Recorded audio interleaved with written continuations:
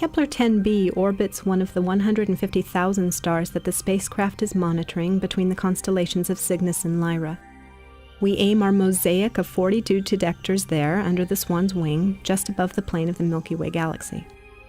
The star itself is very similar to our own Sun in temperature, mass, and size, but older, with an age of 11.9 billion years compared to the 4.5 billion years of our own Sun.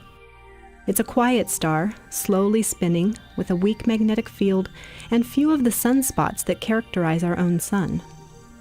The star is about 560 light-years from our solar system and one of the brighter stars that Kepler's monitoring.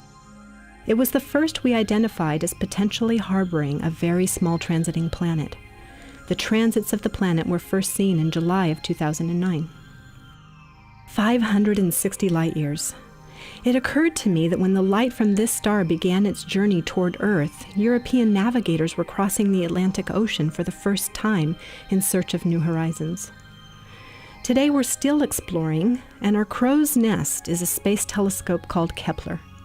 One day, the oceans we cross will be the galaxy itself.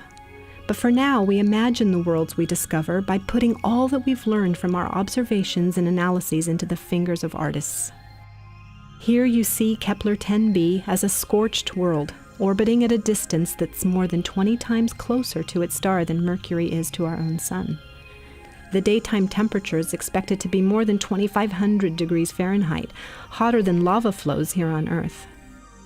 Intense radiation from the star has kept the planet from holding on to an atmosphere, but here we see flecks of silicates and iron that have boiled off a molten surface and are swept away by the stellar radiation, much like a comet's tail when its orbit brings it close to the Sun. Many years ago, before Kepler, our team built a robotic telescope at Lick Observatory to learn to do transit photometry.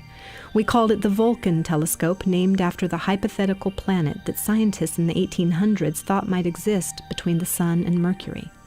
A planet that might explain the small deviations in Mercury's orbit that were later explained with Einstein's theory of general relativity. Vulcan is the god of fire in Roman mythology, a name befitting of a world so close to the Sun. When I saw the artist's rendering of Kepler 10b for the first time, the thought that immediately came to my mind was that this is our planet Vulcan. We'd come full circle in our quest, and we know that we've only begun to imagine the possibilities.